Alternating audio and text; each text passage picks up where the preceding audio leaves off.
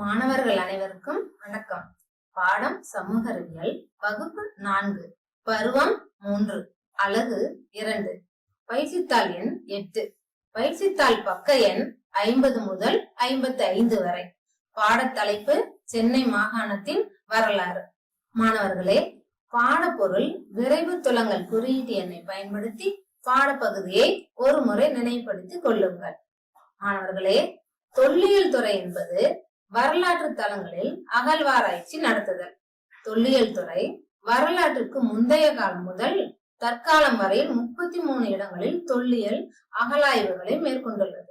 தமிழகத்தில் சிவகங்கை மாவட்டத்தில் கீழடி, அதனை சுற்றியுள்ள பகுதி, தூத்துக்குடி மாவட்டம் ஆதிச்சநல்லூர், ஈரோடு மாவட்டம் கொடுமணல், அரியலூர் மாவட்டம் கங்கை கொண்ட சோழபுரம் ஆகிய இடங்களில் தொல்லியல் அகழாய்வு பணிகள் முடிக்கப்பட்டு ஆவணப்படுத்தும் பணிகள் மேற்கொள்ளப்பட்டு வருகின்றன.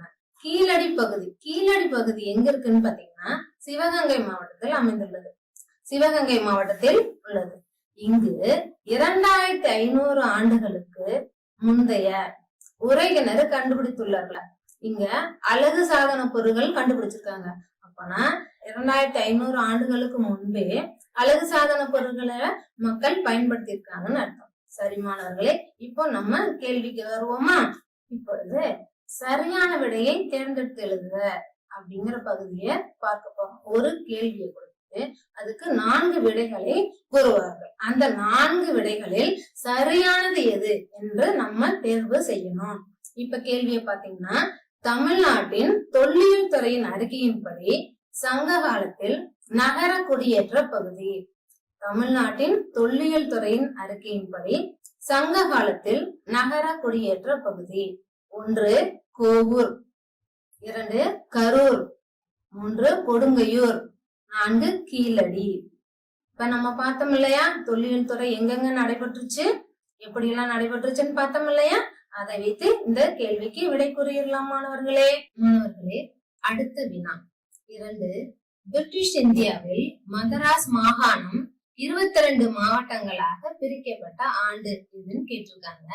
அதுல முதல் தெரிவு 1865, இரண்டாவது தெரிவு 1862, மூன்றாவது தெரிவு 1866, அடுத்து 1869. இந்த 4 தெரிவுகளில் சரியானது எது என்று நாம் தேர்வு செய்ய வேண்டும்.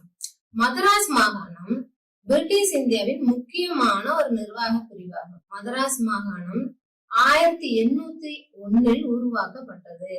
மதராஸ் மாகாணங்கிறது என்னமா, இப்ப தற்போதைய சென்னை, அதுதான் மதராஸ் மாகாணங்கிறாங்க.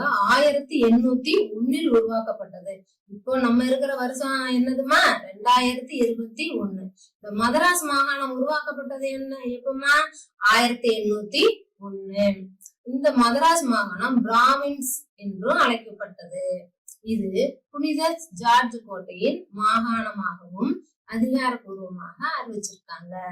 தற்போது சென்னை என்று அழைக்கப்படும் மதராஸ் நகரம், இப்போ சென்னைன்னு சொல்றோம் இல்லையா, சென்னை என்று அழைக்கப்படும் மதராஸ் நகரம் அன்றைய மதராஸ் மாகாணத்தின் தலைநகரமாக இருந்தது. அப்பதான் 1862 ஆண்டில் 1862 ஆண்டில் இம்மாகாணம் 22 மாவட்டங்களாக பிரிக்கப்பட்டிருந்தது. சரிங்களா மாணவர்களே, இந்த 4 தெரிவுகளில் ஒரு தெரிவை தேர்வு செய்திடலாமா? அடுத்த வினா 3. சோழர்களின் கிராமப்புற நிர்வாகத்தை பற்றி விளக்கும் கல்வெட்டு எது? 1 கல்மிதி கல்வெட்டு, இரண்டாவது தெரிவு உத்திரமேரூர் கல்வெட்டு, மூன்றாவது ஜாட்வாய் கல்வெட்டு, நான்காவது காரவேலா கல்வெட்டு. முதல்ல கல்வெட்டுனா என்னன்னு தெரிஞ்சுக்கணும் மாணவர்களே. கல்வெட்டுகள் மூலம் வரலாறு அறியலாம். கல்மிதி கல்வெட்டுங்கிறது கன்னட வரி வடிவ கல்வெட்டு. உத்தரமேரூர் காஞ்சிபுரம் மாவட்டத்தில் அமைந்துள்ளது. உத்தரமேரூரில் கிடைத்துள்ள கல்வெட்டுகள் கிராமப்புற சுயாட்சியை பற்றி விரிவாக விளக்குது. ஜாட்வாய் கல்வெட்டு, காரவேலா கல்வெட்டு. காரவேலா கல்வெட்டுங்கிறது ஒரிஷாவில் புவனேஸ்வரம் அருகே உதயகிரி குன்றில் அன்றைய கலிங்க பேரரசர் கார்வேலன் என்பவரால் கிமு 2ஆம் நூற்றாண்டில் பொறிக்கப்பட்டது. கிராமப்புற நிர்வாகத்தை பற்றிய விளக்கம் கல்வெட்டு எதுன்னு நம்ம தெரிஞ்சுக்கிட்டோம் இல்லையா? இப்ப அதுல விட எழுதிடலாம் இல்லையா? எழுதிருங்கள் மாணவர்களே. அடுத்த வினா 4. அன்றைய தென்னார்காடு மாவட்டத்தின் பகுதிகளாக இருந்த இன்றைய 2 மாவட்டங்களின் பெயர்களை கொடுத்திருக்காங்க. அதனால அதுக்கு தெரிவுகள் கொடுத்திருக்காங்க. 4 தெரிவுகள். அது விழுப்புரம் கடலூர், விழுப்புரம் வேலூர், வேலூர் கடலூர், வேலூர் திருவண்ணாமலை. எந்த 2 மாவட்டங்கள் தற்போதைய மாவட்டங்களாக தென்னார்காடு மாவட்டத்தின் பகுதிகளாக இருந்த இன்றைய 2 மாவட்டங்களின் பெயர்களை கேட்டிருக்காங்க இல்லையா? தென்னார்காடு மாவட்டத்தில் எந்தெந்த மாவட்டங்களில் இருந்திருக்கு? விழுப்புரம், கடலூர். சரி, அடுத்த கேள்வி. குறிப்புகளை கொண்டு கோடிட்ட இடங்களை நிரப்புக. குறிப்புகள் என்னென்னு பாருங்க. முதல்ல இடமிருந்து வலமாக கொடுத்திருக்காங்க. அதை முதல்ல பார்ப்போம். ஒகேனக்கல். ஒகேனக்கல்ங்கிறது என்னமா? ஒகேனக்கல்னா என்னன்னு படிச்சிருக்கோம். Very good. அருவி. ஒகேனக்கல் அருவி. சைலம்னு பேர் வச்சு ஒரு மாவட்டம் உருவாக்கி இருந்தாங்க. அது என்ன மாவட்டமா? நன்று, சரியா சொன்னீர்கள் மாணவர்களே, சேலம். அடுத்தது காவிரி. காவிரிங்கிறது என்னமா? காவிரிங்கிறது ஆறு. அடுத்தது ஊட்டி. ஊட்டிக்கு இன்னொரு பேர் என்ன சொல்லுவாங்க? மலைகளின் ராணி. அடுத்தது கோயம்புத்தூர். கோயம்புத்தூர் என்னன்னு சொல்லுவாங்க? கோயம்புத்தூருக்கு என்ன சிறப்பு பெயர் உண்டு? தென்னிந்தியாவின் மான்செஸ்டர். அடுத்து மேலிருந்து கீழ் அந்த குறிப்பை பயன்படுத்தி இருக்கிற ஊர் என்னன்னு பாத்தீங்கன்னா ஒசூர். ஒசூர் அப்படிங்கிறது எந்த மாவட்டத்துல இருக்குதுமா? கிருஷ்ணகிரி மாவட்டம். அதோட சிறப்பு என்ன? தொழில் நகரம். அடுத்தது ஈரோடு. எதுக்கு சிறப்பு? கைத்தறி துணிகளுக்கு சிறப்பு. அடுத்தது தொட்டபெட்டா. தொட்டபெட்டாங்கிறது என்னது? சிகரம், உயர்ந்த சிகரம். மாணவர்களே, இந்த குறிப்புகளை கொண்டு கீழ் உள்ள கோடிட்ட இடங்களை நிரப்ப வேண்டும். சரிங்களா? சேலம் என்ற பெயர் பெறப்பெற்ற வார்த்தை. மேட்டூர் அணை இந்த ஆற்றின் குறுக்கே கட்டப்பட்டுள்ளது. ஆற்றின் பெயர் பார்த்தோம் இல்லையா? அந்த ஆற்றின் பெயரை எழுத வேண்டும். அடுத்தது கிருஷ்ணகிரி மாவட்டத்தில் உள்ள தொழில் நகரம் எதுன்னு பார்த்தோம் இல்லையா?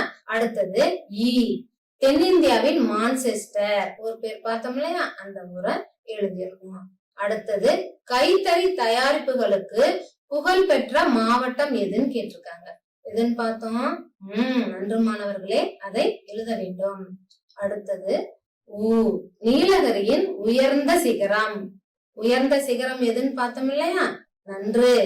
அந்த சிகரத்தின் பெயரை அதில் எழுத வேண்டும். அடுத்தது மலைகளின் ராணி எதுன்னு பார்த்தோம் இல்லையா? வெரி குட், சரியா சொன்னீர்கள். எழுதியிருங்கள் மாணவர்களே. அடுத்தது தர்மபுரி மாவட்டத்தின் அமைந்துள்ள நீர்வீழ்ச்சி. அந்த நீர்வீழ்ச்சியின் பெயரை இதில் எழுத வேண்டும். சரியா மாணவர்களே? அடுத்து மேற்கு தொடர்ச்சி மலையின் நீளம் 1600 கிலோமீட்டர் ஆகும். பின்வரும் எந்தெந்த மாநிலங்களில் மேற்கு தொடர்ச்சி மலை அமைந்துள்ளது அப்படின்னு வரைபடம் கொடுத்திருக்காங்க. தென்னிந்தியாவோட வரைபடம் கொடுத்திருக்காங்க. அதுல மேற்கு தொடர்ச்சி மலையின் வரைபடத்தையும் கொடுத்திருக்காங்க. அந்த மேற்கு தொடர்ச்சி மலை எந்த மாநிலங்கள் வழியா இருக்கு, எந்த மாநிலத்தில எல்லாம் அந்த மேற்கு தொடர்ச்சி மலை இருக்கு அப்படிங்கறத கண்டுபிடிச்சு அந்த மாநிலங்களோட பெயர்களை நம்ம எழுதணும். தமிழ்நாடு, கேரளா, மகாராஷ்டிரம், கர்நாடகம், கோவா, குஜராத் ஆகிய மாநிலங்களில் மேற்கு தொடர்ச்சி மலை அமைந்துள்ளது. இதை 4 தெரிவுகள் கொடுத்துள்ளார்கள். 4 தெரிவுகளிலும் மாநிலங்களின் பெயர்களை கொடுத்துள்ளார்கள். அதை நாம் தெரிவு செய்ய வேண்டும். அடுத்த வினா, படத்தில் கொடுக்கப்பட்டுள்ள மாவட்டங்களுக்கு கொடுக்கப்பட்ட விடைகளிலிருந்து சரியான விடையை தேர்ந்தெடு. தமிழ்நாடு மாநில வரைபடம் கொடுத்துள்ளார்கள். அதில் 5 மாவட்டங்களின் பெயர்களையும் குறிப்புகளை கொடுத்துள்ளார்கள். அதிலிருந்து நாம் கண்டுபிடிக்க வேண்டும். 1 சென்னை, 2 திருச்சிராப்பள்ளி, 3 தூத்துக்குடி, 4 தஞ்சாவூர், 5 பெரம்பலூர். அதற்கு கீழே 5 கோட்டைகளின் பெயர்களை கொடுத்துள்ளார்கள். இந்த கோட்டைகள் 5 கோட்டைகளும் எந்தெந்த மாவட்டங்களில் வர வேண்டும் என்பதை நாம் கண்டுபிடித்து தெரிவு செய்து அதில் குறிக்க வேண்டும். 1 ரஞ்சன்குடி கோட்டை, மனாரா கோட்டை, மலைக்கோட்டை, செயின்ட் ஜார்ஜ் கோட்டை, கட்டபொம்மன் கோட்டை. ரஞ்சன்குடி கோட்டை. ரஞ்சன்குடி கோட்டை எங்க இருக்குமா? பெரம்பலூர் மாவட்டத்தில் அமைந்துள்ளது. ரஞ்சன்குடி கோட்டை பெரம்பலூர் மாவட்டத்தில் அமைந்துள்ளது. இக்கோட்டை கர்நாடக நவாப்பினால் கட்டப்பட்டதாகும். ரஞ்சன்குடி கோட்டை எந்த மாவட்டத்தில் அமைந்துள்ளது? பெரம்பலூர் மாவட்டத்தில் அமைந்துள்ளது. அடுத்தது மனாரா கோட்டை. மனாரா கோட்டை தஞ்சை மாவட்டத்தில், தஞ்சாவூர்னு சொல்றோம் இல்லையா, அந்த தஞ்சை மாவட்டத்தில் அமைந்துள்ளது. தமிழகத்தின் அரிசி கிண்ணம் என்றும் அழைக்கிறாங்க தஞ்சை மாவட்டத்தை. இந்த தஞ்சை மாவட்டத்துலதான் இந்த மனாரா கோட்டை அமைந்துள்ளது. மனாரா கோட்டை மன்னர் சரபோஜியால் கட்டப்பட்ட 8 அடுக்குகளை கொண்ட சிறிய அளவிலான கோட்டை. அடுத்தது மலைக்கோட்டை. மலைக்கோட்டை எந்த ஊர்ல இருக்குன்னு தெரியுமா? திருச்சிராப்பள்ளி மாவட்டத்தில் உள்ளது. திருச்சியில இருக்கு அப்படின்னு சொல்லுங்க. நன்று மாணவர்களே. மலைக்கோட்டை, இந்த மலைக்கோட்டையில் 83 மீட்டர் உயரமுள்ள பழமையான ஒரு பாறையின் மீது மலைக்கோட்டை கோயில் கட்டப்பட்டுள்ளது. அடுத்து செயின்ட் ஜார்ஜ் கோட்டை சென்னை மாவட்டத்தில் அமைந்துள்ளது. செயின்ட் ஜார்ஜ் கோட்டை புனித ஜார்ஜ் கோட்டைன்னு சொல்லுவாங்க இல்லையா, சென்னை மாவட்டத்தில் அமைந்துள்ளது. இந்த 5 கோட்டைகளையும் வைத்து இந்த தெரிவு செய்து அந்தந்த மாவட்டங்களில் குறிக்க வேண்டும். அடுத்த வினா குழந்தைகளே, அடுத்த வினா குறிப்புகள் கொண்டு இடத்தை கண்டுபிடி. குறிப்புகள் கொடுத்திருக்காங்க, சுத்தியிலையும் கட்டம் கொடுத்திருக்காங்க. கட்டத்துல சில குறிப்புகள் கொடுத்திருக்காங்க. அந்த குறிப்புகளை பயன்படுத்தி நடுவில் உள்ள கட்டத்தில் சரியான விடையை நாம் தேர்ந்தெடுத்து எழுத வேண்டும். குறிப்புகளில் முதலில் சைலம், சைலம் அப்படின்னு எழுதியிருக்காங்க. சைலம்க்கு பேர் என்னமா? ஒரு மாவட்டத்தின் பெயர். அடுத்து மண்டலம் 2.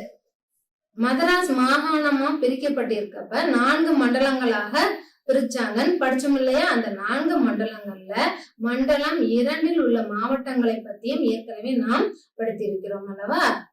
இந்த இடம் இது சரியான விடை. சரியான விடைக்கு உண்டான தெரிவு என்ன அப்படின்னா, மலைகளால் சூழப்பட்ட பகுதி என்று குறிப்பு கொடுத்திருக்காங்க. அதை வைத்து நாம் அந்த இடத்தை நாம் தெரிவு செய்ய வேண்டும்.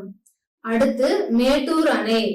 மேட்டூர் அணை எந்த ஆற்றின் குறுக்கே கட்டப்பட்டுள்ளதுன்னு சொல்லியிருக்கோம்.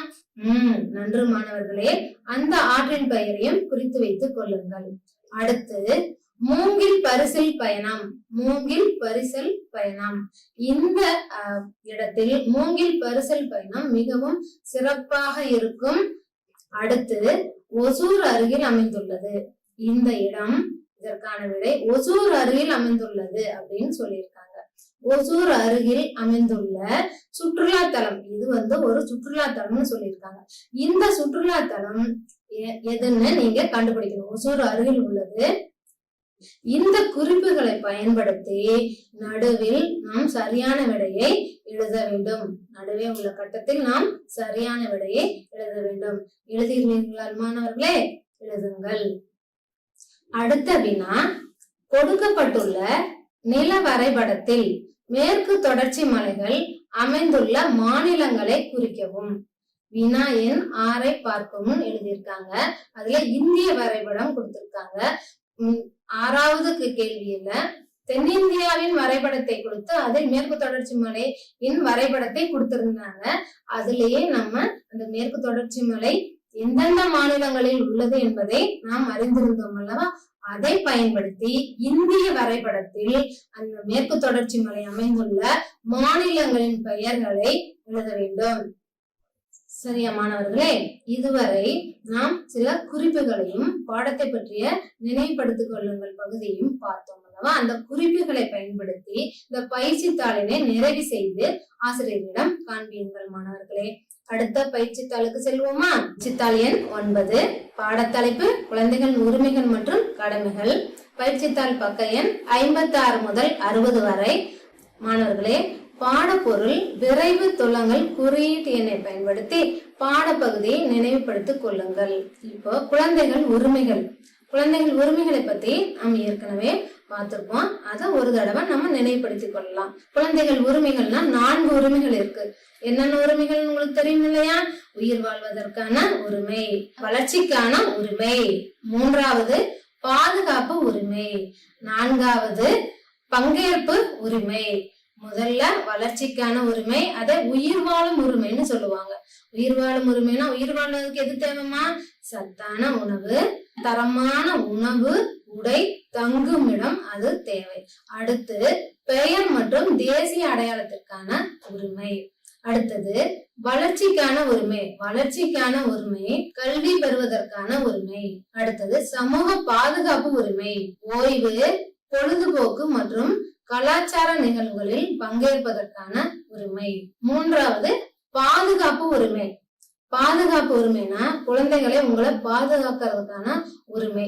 பாதுகாப்பு உரிமையில என்னென்ன வரும் அப்படின்னு பாத்தீங்கன்னா, அனைத்து சுரண்டல்களிலிருந்து பாதுகாப்பு, பாலியல் தொந்தரவு மற்றும் உடல் மன ரீதியான துன்புறுத்தலிலிருந்து பாதுகாப்பு. அடுத்து தரக்குறைவாக நடத்துதலிலிருந்து பாதுகாப்பு. அடுத்து அவசர கால நிலை, இராணுவ பிரச்சனை காலங்கள் போன்ற பாதுகாப்பற்ற சூழ்நிலைகளில் வேலை வாங்குவதிலிருந்து பாதுகாத்து கொள்ள உரிமை. அவசர கால நிலை, அவசர கால நிலைனா இந்த இயற்கை பேரிடர்லாம் நடக்குது இல்லையா, அந்த மாதிரியான அவசர கால நிலை. அடுத்தது இராணுவ பிரச்சனை காலங்கள் போன்ற பாதுகாப்பற்ற சூழ்நிலையில வேலை வாங்குவதிலிருந்து பாதுகாத்து கொள்ள உங்களுக்கு உரிமை உண்டு. சரிங்களா? இது 3வது பாதுகாப்பு உரிமையில வரும். அடுத்தது பங்கேற்பதற்கான உரிமை. குழந்தைகளின் எண்ணம், உங்களுடைய எண்ணம் மற்றும் கருத்துக்கள் மதிக்கப்பட வேண்டும். உங்களுடைய எண்ணத்தையும் கருத்துக்களையும் மதிக்கப்படணும். சரியான தகவல் பெற உரிமை. உங்களுக்கு தேவையான சரியான தகவல்களை நீங்க பெறுவதற்கு உங்களுக்கு உரிமை உண்டு. அடுத்து சுதந்திரமாக சிந்திக்க, அந்த சிந்தித்த கருத்துக்களை தகவல்களாக வெளிப்படுத்த உரிமை உண்டு. அந்த சிந்தித்த கருத்துக்களை தகவல்களாக வெளிப்படுத்த, அதன்படி நடக்க உங்களுக்கு உரிமை உண்டு. அடுத்தது குழந்தை தொழிலாளர் பத்தி நம்ம தெரிஞ்சுக்கணும். குழந்தை தொழிலாளர் பத்தி தெரியும் இல்லையா உங்களுக்கு? குழந்தை தொழிலாளர்னா என்ன? குழந்தைகளை வேலை வாங்குவது. சுருக்கமா சொன்னா குழந்தைகளை வேலை வாங்குவது. குழந்தை தொழிலாளர்னா தொழிற்சாலைகளில் அல்லது மற்ற இடங்களில் குழந்தைகளின் உழைப்பை சுரண்டுதல் அப்படின்னு சொல்லலாம். குழந்தை தொழிலாளர் தடுப்பு சட்டம் தமிழக அரசால் நடைமுறைப்படுத்தப்பட்டு வருகிறது. குழந்தை தொழிலாளர் தடுப்பு சட்டம் மத்திய மாநில அரசுகளின் வழிகாட்டுதலின்படி நமது மாநில அரசு அந்த தடுப்பு சட்டத்தை நடைமுறைப்படுத்தி வருகிறது. இன்று வரை செயல்படுத்தி வருகிறது. கூட்டுறவு. கூட்டுறவு என்பது மக்கள் தாமாக இணைந்து சமூக பொருளாதார மற்றும் கலாச்சார பயன்களை அனைவரும் பெறுவதற்காக கூட்டாக செயல்படும் ஒரு தன்னாட்சி அமைப்பு கூட்டுறவு. அடுத்து உதவித்தொகை பத்தி தெரிஞ்சுக்கணும். உதவித்தொகை நமது அரசால், மத்திய மாநில அரசுகள் நமது மக்களுக்காக வழங்கப்படும் சலுகைகளில் ஒன்று உதவித்தொகை. அது கல்வி உதவித்தொகை, முதியோர் உதவித்தொகை. கல்வி உதவித்தொகையில எது வரும் பார்த்தீங்கன்னா, பள்ளி படிப்பு உதவித்தொகை, கல்லூரி படிப்பு உதவித்தொகை, அது எல்லாமே கல்வி உதவித்தொகையில வரும். அடுத்தது முதியோர் உதவித்தொகை. முதியோர் உதவித்தொகைனா நம்ம தாத்தா பாட்டி எல்லாம் 60 வயசு 70 வயசு ஆயிட்டாங்கன்னா அவங்களால உடல் உழைப்பு செய்து அவங்களால வருமானம் ஈட்ட முடியாது. அவர்களின் வாழ்வாதாரத்திற்காக நமது மாநில அரசு அவர்களுக்கு உதவித்தொகையை மாதம் மாதம் வழங்குகிறது. இந்த மாதிரி சலுகைகள்லதான் நம்ம உதவித்தொகைன்னு சொல்லுவோம். அடுத்தது குடியேற்றம். குடியேற்றம்னா என்னன்னு தெரிஞ்சுக்கணும். ஒரு நாட்டை விட்டு வெளியேறி மற்றொரு நாட்டில் வசிப்பவர்களின் இடமாற்றம் அல்லது செயல்முறை, அதுதான் குடியேற்றம். குடிமகன் அல்லது குடிமகள் ஒரு நாட்டின் உறுப்பினராக இருப்பது.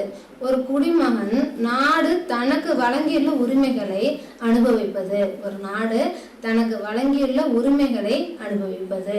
சரிங்களா மாணவர்களே? ஒரு வெளிநாட்டவர் இந்திய குடியுரிமையை பெறுவதற்கு எத்தனை காலம் வாழ வேண்டும் என்றால் 12 ஆண்டுகள் இந்தியாவில் குடியிருக்க வேண்டும். ஒரு வெளிநாட்டவர் இந்திய குடியுரிமையை பெற 12 ஆண்டுகள் இந்தியாவில் குடியிருக்க வேண்டும். சரிங்களா மாணவர்களே? இதுவரை பாடப்பகுதியை நினைவுபடுத்திக் கொண்டோம் அல்லவா? தற்பொழுது பயிற்சி தாளில் உள்ள தெரிவுகளை நாம் பூர்த்தி செய்ய வேண்டும். சரியா மாணவர்களே? முதலில் சரியான ஒன்றை தேர்வு செய்ய பகுதிக்கு வந்திருக்கிறோம். முதலில் ஒரு குறிப்பிட்ட நாட்டின் உறுப்பினராக சட்டபூர்வமாக ஏற்றுக்கொள்ளப்பட்ட ஒருவர், அவரை யாருன்னு சொல்லுவான்? அதுக்கு 4 தெரிவுகள் கொடுத்திருக்காங்க. அ கூட்டுறவு, ஆ உதவித்தொகை, இ குடியேற்றம், இ குடிமகன். இந்த 4 தெரிவுகளில் ஒன்றை நாம் தெரிவு செய்ய வேண்டும். அடுத்த வினா, குழந்தை தொழிலாளர் தடுப்பு என்பது. அதற்கு 4 தெரிவுகள் கொடுத்திருக்காங்க. அதை நம்ம படித்து பார்த்து சரியானதை தேர்வு செய்வோம் மாணவர்களே. 14 வயதுக்கு உட்பட்ட குழந்தை ஒரு தொழிற்சாலையில் வேலை செய்ய தடை விதிக்கப்பட்டுள்ளது.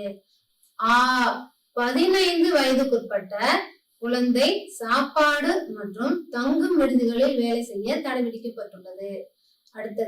அடுத்த தெரிவு இ 16 வயதுக்குட்பட்ட குழந்தை கடைகளில் வேலை செய்ய தடை விதிக்கப்பட்டுள்ளது. அடுத்தது இ 17 வயதுக்குட்பட்ட குழந்தை உணவகத்தில் வேலை செய்ய தடை விதிக்கப்பட்டுள்ளது. குழந்தை தொழிலாளர் தடுப்புன்னா என்னன்னு பார்த்தோம். அது தடுப்பு சட்டத்தை பற்றியும் பார்த்தோம். அதை வைத்துக்கொண்டு அதை நினைவுபடுத்திக் கொண்டு இந்த 4 தெரிவுகளில் சரியானது எது என்று நாம் தேர்வு செய்து அதில் குறித்துக் கொள்ளுங்கள் மாணவர்களே. அடுத்த வினா, குழந்தைகளின் உயிர் வாழும் உரிமைகளை விவரிக்கும் சரியானதை தேர்வு செய்க. குழந்தைகளின் உரிமைகளை பற்றி நாம் நினைவுபடுத்திக் கொண்டோம் அல்லவா? அந்த பகுதியை வைத்துக்கொண்டு ஞாபகத்தில் வைத்துக்கொண்டு அடுத்த 4 தெரிவுகளை படித்து பார்த்து அதற்கு சரியானதை நாம் தேர்வு செய்வோம். பாருங்கள் மாணவர்களே. குழந்தை தொழிலாளர்களை ஒழித்தல். உயிர் வாழும் உரிமையில எது வருதுன்னு நம்ம பார்க்கணும். முதல்ல குழந்தை தொழிலாளர்களை ஒழித்தல்னு வருது. இது எந்த உரிமையில வருதுன்னு நம்ம படிச்சிருக்கோம் அல்லவா? அதை ஞாபகப்படுத்தி வைத்துக் கொள்ளுங்கள். அடுத்து துஷ்பிரயோகத்தில் இருந்து விடுபடுதல். துஷ்பிரயோகத்திலிருந்து விடுபடுதல் இது எந்த உரிமையில வரும் அப்படிங்கறது நம்ம நினைவுபடுத்தியிருக்கோம். அதை நினைவுபடுத்திக் கொள்ளுங்கள். அடுத்து கருத்தை வெளிப்படுத்துதல். குழந்தைகளின் உரிமைகளில் 4 உரிமைகளில் எந்த உரிமையில இந்த கருத்துக்களை வெளிப்படுத்துதல் வருது அப்படிங்கிறதையும் ஞாபகப்படுத்திக் கொள்ளுங்கள் மாணவர்களே. அடுத்து குறைந்தபட்ச தரமான உணவு, உடை மற்றும் இருப்பிடம் ஆகியவற்றை வழங்குதல். குறைந்தபட்ச தரமான உணவு, உடை மற்றும் தங்குமிடம் ஆகியவற்றை வழங்குதல். இது எந்த உரிமையில வரும்? குழந்தைகளோட உரிமையில இது எந்த உரிமையில வரும் அப்படிங்கிறத ஞாபகப்படுத்தி வச்சுட்டு இந்த 4 தெரிவுகளில் எது சரியானது, உயிர் வாழும் உரிமைகளில் விவரிக்கும் சரியானது எது என்று தெரிவு செய்து அதில் குறித்துக் கொள்ளுங்கள் மாணவர்களே. அடுத்த வினா, குழந்தை தொழிலாளர்களை ஈடுபடுத்தும் எவரும்.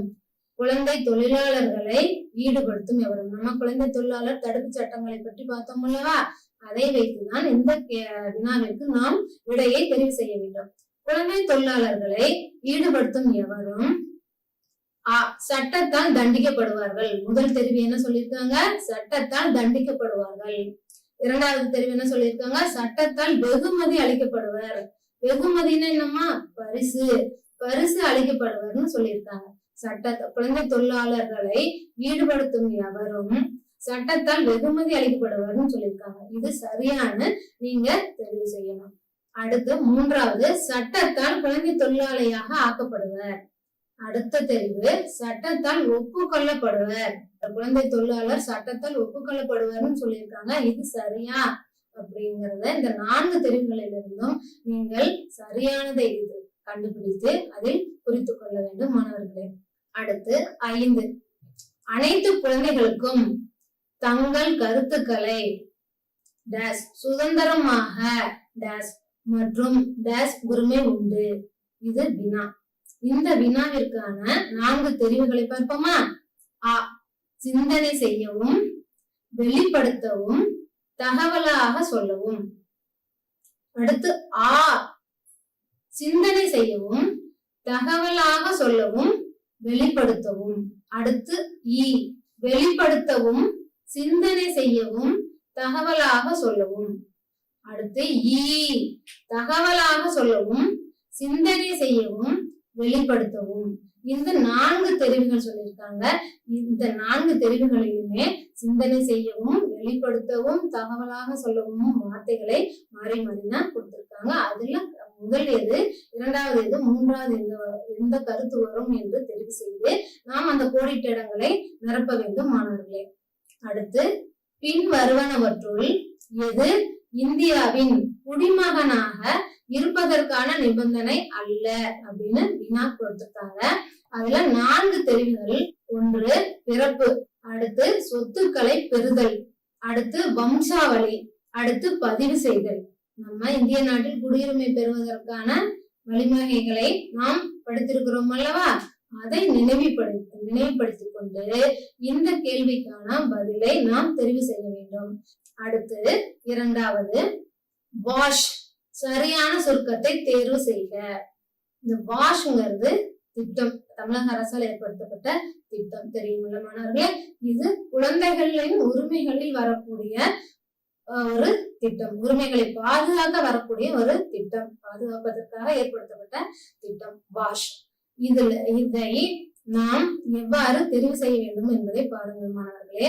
4 தெரிவுகளில் ஒன்று நீர் வாட்டர், அடுத்து சுகாதாரம் சானிடேஷன் மற்றும் சுத்தம் ஹைஜீன். வாஷ் திட்டத்தை பற்றி தெரிந்து கொண்டிருக்கிறோம், அதை வைத்து நாம் தெரிவு செய்ய வேண்டும். அடுத்து படத்துடன் பொருத்துக. ஒரு புறம் வார்த்தைகளை கொடுத்துள்ளார்கள், மறுபுறம் அதற்கான படத்தை கொடுத்துள்ளார்கள். நம் வார்த்தைகளையும் படத்தையும் நாம் பொருத்த வேண்டும். வார்த்தைகளை பாருங்கள் மாணவர்களே. ஊட்டச்சத்து. ஊட்டச்சத்து என்பது நம் குழந்தைகளுக்கான உரிமைகளில் வரக்கூடிய ஒன்று. அடுத்து பங்கேற்பு, அடுத்து அனைவருக்கும் கல்வி, அடுத்து கருத்துக்களை வெளிப்படுத்துதல். இந்த 4 வார்த்தைகளுக்கு உண்டான படங்களை மறுபுறம் கொடுத்துள்ளார்கள். அதை சரியானதை தேர்ந்தெடுத்து நாம் கோடிட்டு இணைக்க வேண்டும் மாணவர்களே. அடுத்த வினா, படத்தை பார்த்து சரியான பதிலை தேர்வு செய்க. இந்த படத்தில் சில குறிப்புகளை கொடுத்துள்ளார்கள். இந்த குறிப்புகளை பயன்படுத்தி நாம் 4 தெரிவுகளில் ஒன்றை தேர்வு செய்ய வேண்டும். அடுத்து இந்த 4 தெரிவுகளை பாருங்கள். உயிர் வாழும் உரிமை, அபிவிருத்தி உரிமை. அபிவிருத்தி உரிமை என்னமா? வளர்ச்சிக்கான உரிமை. அடுத்து பாதுகாப்பு உரிமை, அடுத்து பங்கேற்பு உரிமை. நாம் படத்தில் பார்த்த குறிப்புகள் இந்த 4 உரிமைகளில் எந்த உரிமையில் வரும் என்பதை நாம் தேர்வு செய்ய வேண்டும். அடுத்து 4 வெற்றிடங்களை நிரப்புக. முதலில் குழந்தைகளின் 4 முக்கிய உரிமைகள், அதை பிரித்து கொடுத்திருக்கிறார்கள். உயிர் வாழும் உரிமை, அபிவிருத்தி உரிமை, பாதுகாப்பு உரிமை, பங்கேற்பதற்கான உரிமை. கீழே உள்ள குறிப்புகளை எந்தெந்த உரிமையில வரும் அப்படின்னு நம்ம பிரிச்சு எழுதணும். மாணவர்களே, பயிற்சி தாளில் உள்ள பயிற்சிகளை பூர்த்தி செய்து ஆசிரியரிடம் காண்பியுங்கள் மாணவர்களே. நன்றி மாணவர்களே, வணக்கம்.